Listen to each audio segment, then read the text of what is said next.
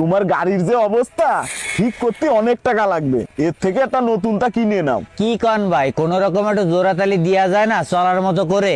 জুরাতালি দেবো কিভাবে? তোমার এই ইঞ্জিনের ভিতর ক্লাস প্লেট সব জ্বলে গেছে, এ নতুন করে লাগানোই লাগবে। ভাই তাহলে তো এখন এই গাড়ি সারা আমার দ্বারা সম্ভব না। ঠিক করা সম্ভব না হলে তাহলে তুমি তোমার কাজ চালাবা কিভাবে? তোমার যে ডেলিভারির কাজ তা করতে গেলে তো একটা গাড়ি লাগবেই। কি আর কব ভাই, এখন যদি এটা সারতে না পারি তাহলে এটা সাইকেল কিনে নিতে হবে, তা না হলে নাইটে হেঁটে ডেলিভারি দিতে হবে। আমার দ্বারা টাকা আছে কিন্তু আমার দ্বারা গাড়ি কিনা এখন সম্ভব না। টাকা থাকতেও গাড়ি কিনবা না, তা তোমার কাজ চলবে কিভাবে? ওই যে ভাই কলাম লাগে হাইটে হেঁটে ডেলিভারি দিতে হবে, তাও আমার দ্বারা এখন গাড়ি কিনা সম্ভব না। তোমার কাছে যে টাকা আছে তা দিয়ে যদি তুমি গাড়ি না কেনো তা করবা কি? নতুন কোনো ব্যবসা ট্যাবসা করবা নাকি? আর কোয়েন না ভাই, মা অনেক অসুস্থ, হাঁটুতে ব্যথা, ডাক্তার কইছে দ্রুত অপারেশন না করলে আর হাঁটতে পারবে না। তোমার কাজই হচ্ছে এই কাজ, তা তোমার কাজই যদি বন্ধ হয়ে যায় তাহলে তুমি সংসার চালাবা কিভাবে? কাজ না করলে ঝামেলা বাইরে যাবে না? ভাই যত যাই হোক, আমার মার হাঁটুর অপারেশন না করে আমি আর কোনো দিকে নজর দেব না।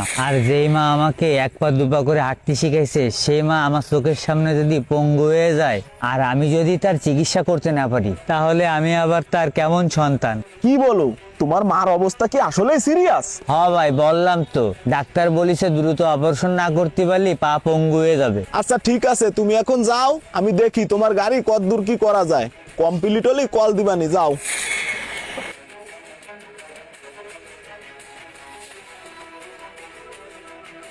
এবিসি হাসিবুর, এই গাড়িটারে আগে কমপ্লিট করে দি, আমি ওইটা দেখতেছি।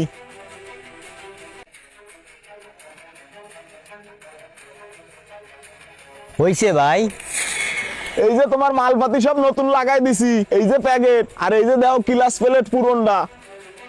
তোমার এই সব কিছু দিয়ে 5,000 টাকার উপরে খরচ গেছে। কি কন ভাই, 5,000 টাকা?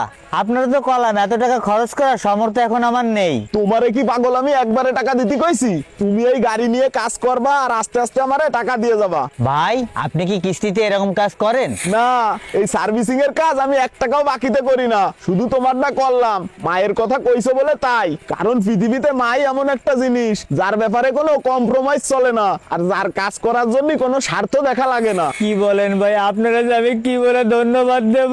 আচ্ছা ঠিক আছে, তুমি মন খারাপ করে না, উপরে তো একজন আছে। তুমি যাও, মন দিয়ে কাজ করো, আর তোমার মায়ের চিকিৎসাটা দ্রুত করাই ফেলায়ও, ঠিক আছে? পৃথিবীতে একমাত্র মাই আছে যার ঋণ কখনোই শোধ করার নয়, তাই মায়ের সেবা করুন। ভিডিওটি ভালো লাগলে লাইক কমেন্ট শেয়ার করে পাশে থাকবেন। সকলকে ধন্যবাদ।